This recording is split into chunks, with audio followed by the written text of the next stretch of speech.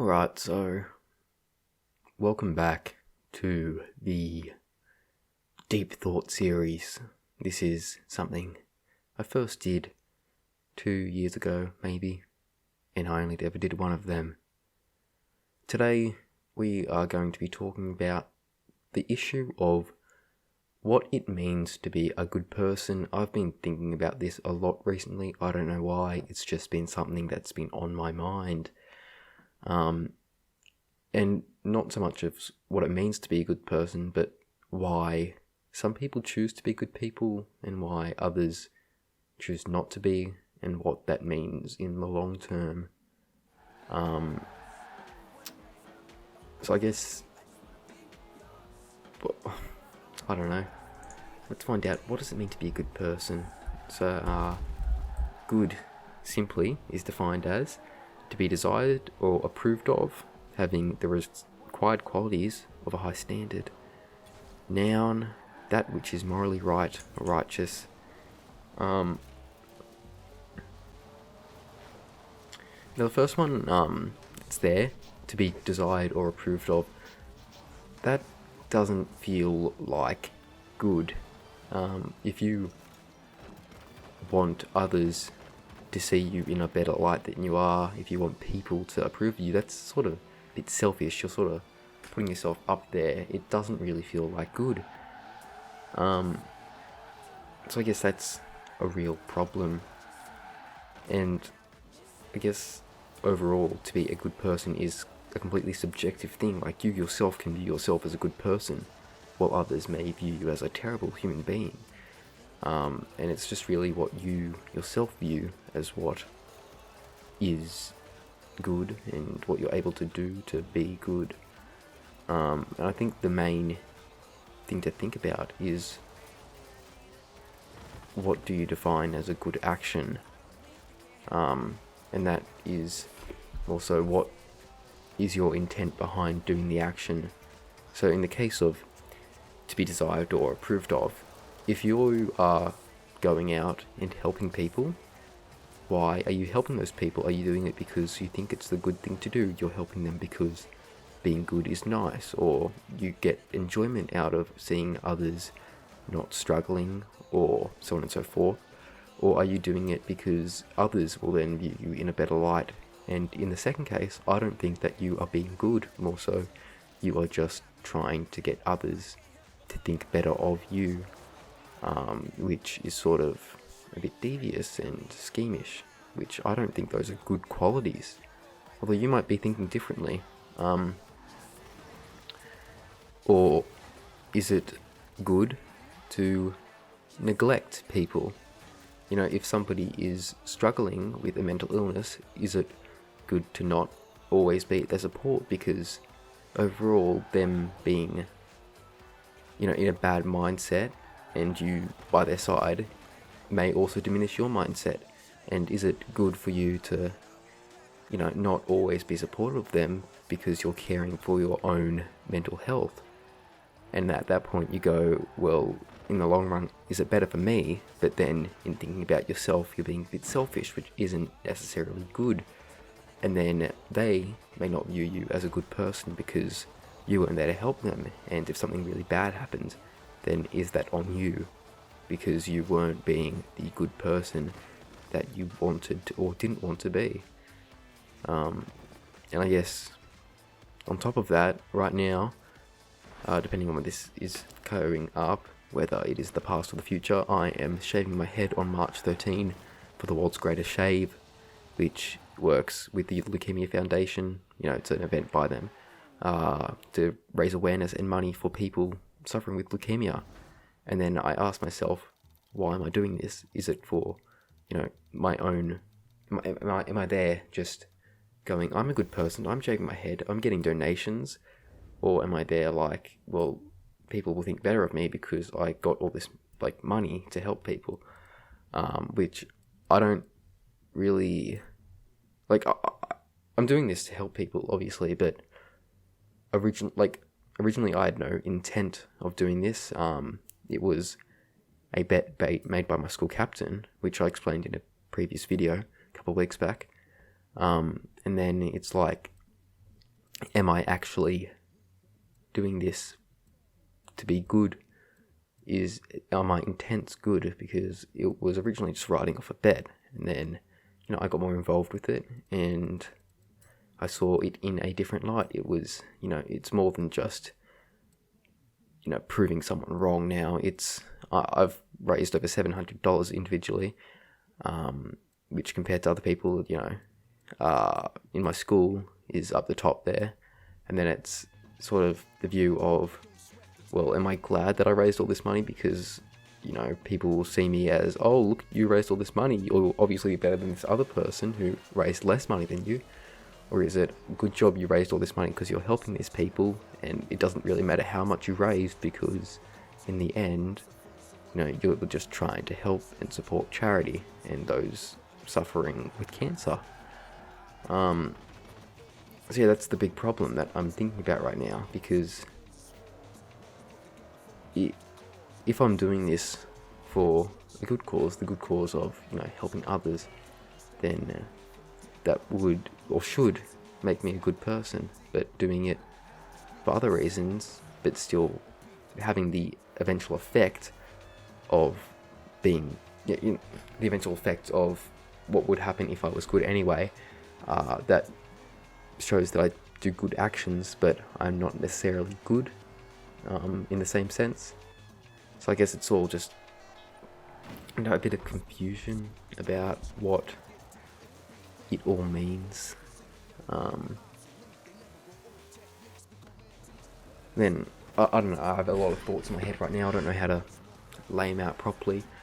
So I'm just going to go back to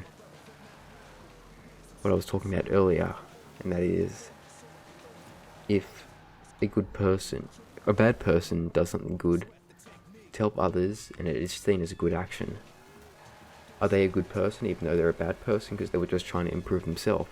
Or are they a bad person doing good things because the good things would make them look good? And I guess that's the whole issue I just covered there with the world's greatest shame for me. But there are ulterior motives to what I'm doing, and that is because people in my family have kept cancer, so I have a more personal connection with it. But it doesn't really matter in the end, I suppose. They all got through it, and I'm just sort of an in-between for the money being donated to the charity. Like, people see me as a face for it, and it's like, okay, you're not getting anything out of it. You're losing hair, losing something. So we won't actually donate the money to you. We're donating it to the charity, but we want it to look like we're supporting you. And are those people who are donating because it'll look good if they donate more money, or are they donating because they're actually trying to help? Because do they want my support because they are helping me in what I'm doing, and they're helping charity and people with cancer, and it then looks good on them from a I'm not being selfish standpoint? Or are they doing this all out of being selfish, which is sort of a big problem? Because if you're donating money but you don't actually care about where the money's going, then is it worth donating the money in the first place? If it's money you don't need, then I guess it doesn't matter. Like, you'd be better off going to charity than just winding up in the middle of nowhere or just sitting there idle. But if the money, I don't even know what I'm saying. Let's just move on to the next point. I guess a major thing to talk about, which it has been discussed in shows like The Good Place, with the whole intent thing, with being, you're intending to be a good person, but you're not aware of the consequences of what your actions might be doing. Example, like from The Good Place, you see that in thousands of years, not one single person has ever made it to the good place. And that's just because there's nowadays so many unperceived consequences of your actions that it is impossible to inherently be good enough to be considered better than anyone else. Because, a shirt, was that shirt ethically made, or was it made in a factory? with people not being paid good wages? Or, what's the effects of a tomato being grown and all the chemicals used in doing it, and then supporting one business in their practices over another, and the difference in how ethical and good that business is, even though your whole contribution to that was just buying the product because you just wanted to eat it without putting any thought into which one was better than the other.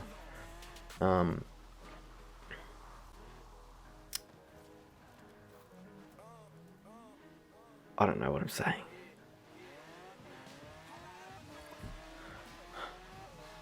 If I had another person here to discuss this with, there'd be a discussion, it'd be good, there'd be conversation going, you'd have two people just speaking at one another, but there isn't that. It's just me rambling off at 8 p.m. at night.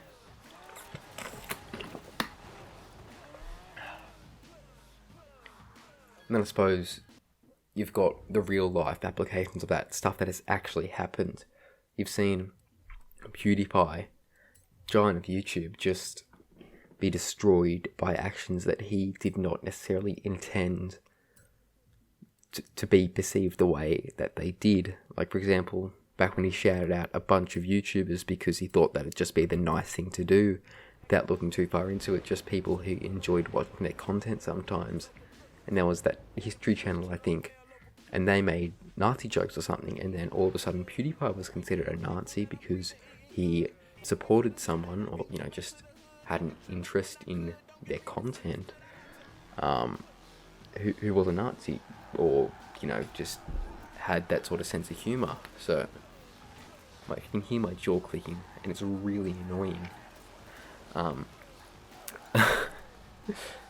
Yeah, so you do so much in life, but you don't know, like, if you don't look into it enough, and the actions of it all are bad, then are you a bad person for supporting those, or are you still considered good even though the story behind what happened was bad? And then I guess you've got then the issue of criminals, like reformed criminals, I suppose. I need to take these off because I can just hear the clicking. It's so annoying. So with criminals, it's like they did bad things in the past, yes, but they're trying to do better now.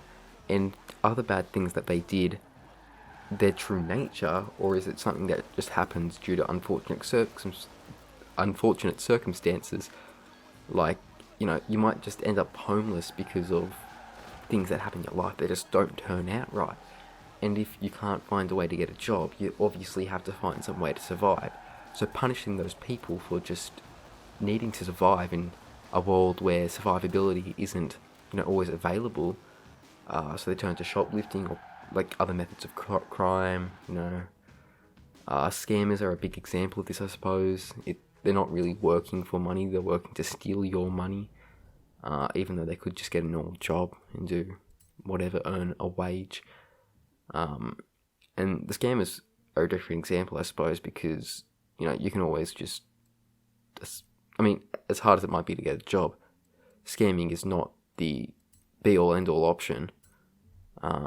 So you have to think about that. But for people who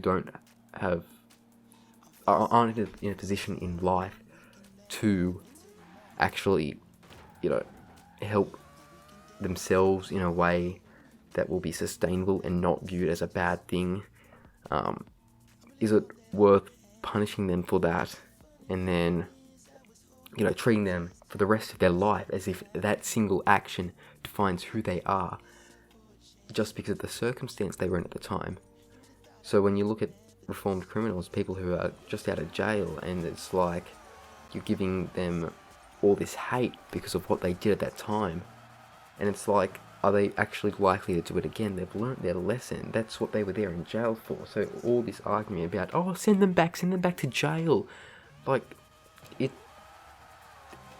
the law is there for a reason, and that sentence is what is perceived as a just period of time, for you to think about and try to make up for what you did. And obviously, for some people, like, rapists or serial killers or whatever,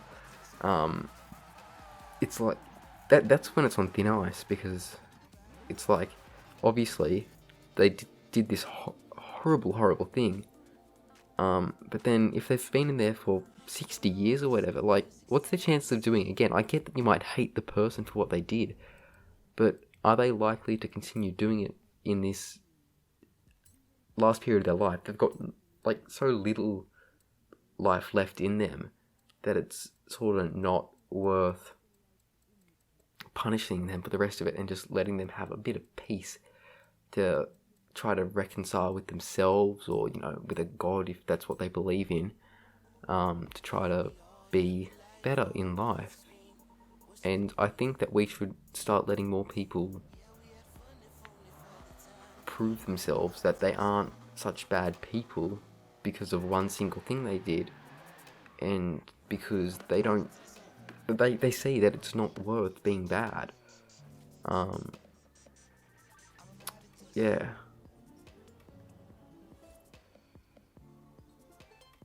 I don't know what to talk about.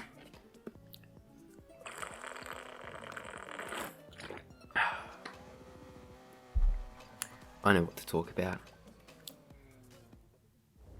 Big global thing happening right now, the coronavirus, COVID-19.